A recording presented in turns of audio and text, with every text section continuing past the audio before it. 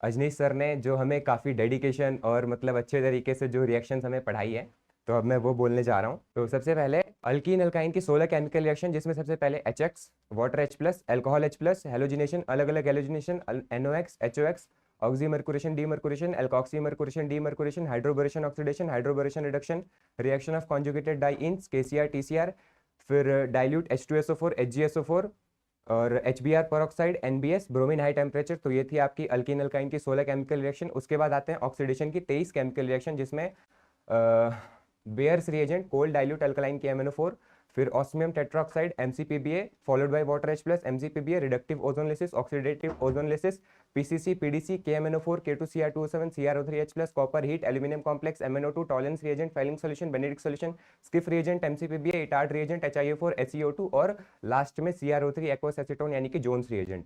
तो ये थी आपकी ऑक्सीडेशन की 23 केमिकल रिएक्शन। उसके बाद आगे बढ़ते हैं तो 18 आती है रिडक्शन की reaction, H2Ni PDPT H2PDBSO4 Lindlar catalyst H2PDBSO4 Rosenmund reduction, Na in liquid ammonia Birch reduction LiLH4 NaBH4 aluminium complex DIBAL H Clemmensen reduction Wolff Kishner reduction, HI red phosphorus SnHCl FeHCl SnCl2HCl ZnHCl Na ethanol जिसको Bouveault blank reduction बोलते हैं, और zinc dust और BH3।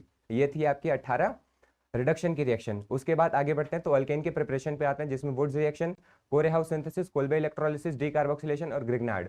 फिर उसके बाद आगे बढ़ते हैं तो इसमें एक अल्केन की केमिकल रिएक्शन देखी थी जो कि होती है मोनोहेलोजिनेशन।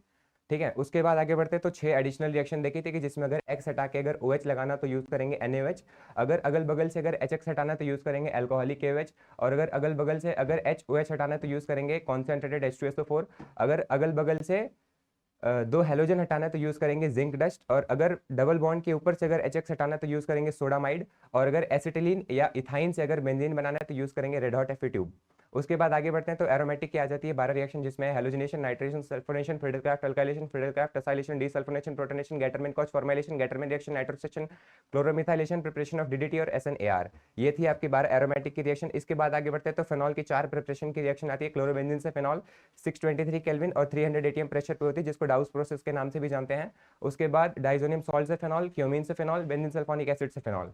उसके बाद आते हैं फेनॉल की केमिकल रिएक्शन, जिसमें पहले आती है एसिड बेस रिएक्शन, फिर decreasing the reactivity of phenol, फिर केमिकल रिएक्शन ऑफ फेनॉल की बात करें तो उसमें आ जाते हैं पहला ब्रोमीन वाटर के साथ, फिर ब्रोमीन सीजियम ट्वाइस के साथ, फिर कॉन्सेंट्रेटेड HNO3, फिर डाइल्यूट HNO3, फिर कॉन्सेंट्रेटेड H2SO4, फिर कॉन्सेंट्रेटेड H2SO4 हीट के साथ, फिर decreasing the reactivity of phenol followed by alkylation acylation, और उसके बाद फिर रीमट इमान रिएक्शन, कोल्बे शमिट रिएक्शन, और फिर कोल्बे शमिट रिएक्शन में यहाँ पे सैलिसिलिक एसिड बन जाता है। सैलिसिलिक एसिड बन जाने के बाद उससे हम लोग 2-3 एडिशनल चीजें बनाते हैं, जैसे preparation of aspirin, oil of wintergreen और प्रिपरेशन ऑफ सेलॉल। फिर इससे 2-3 पॉलीमर भी इसी में हम लोग पढ़ते हैं, जैसे कि preparation of bakelite, preparation of novolac and preparation of phenolphthalein.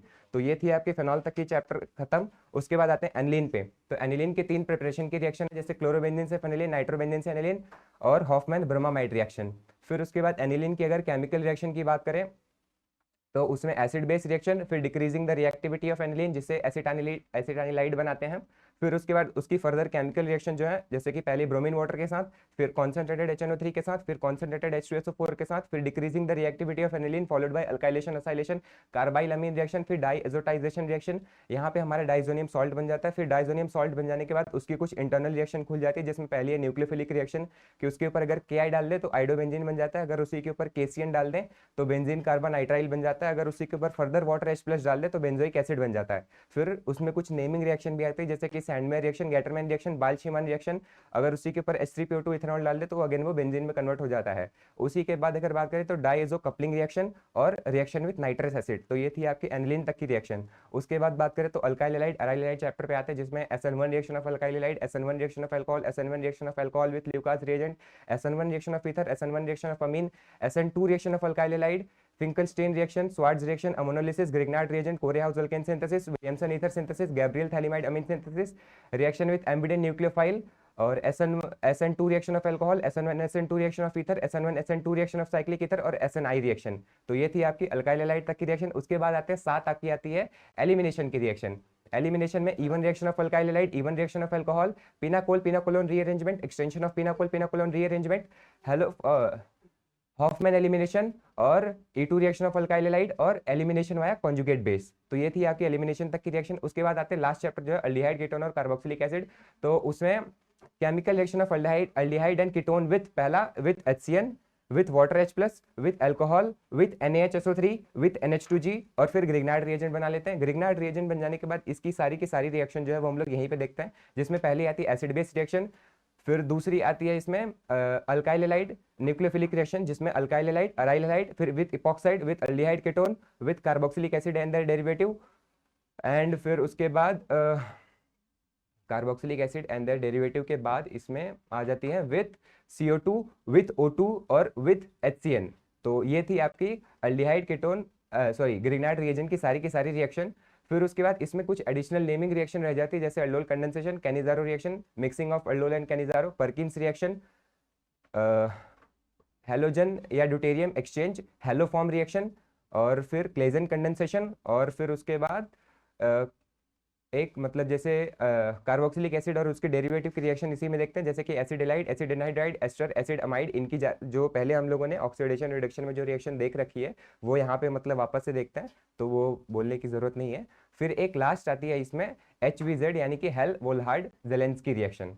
तो ये थी टोटल ऑर्गेनिक की सारी केमिकल रिएक्शन जो अजनीश सर ने काफ़ी डेडिकेशन के साथ पढ़ाई थी और मुझे वो पूरा उम्मीद है कि मैंने सही बोला है, तो होपफुली आपको अच्छा लगेगा।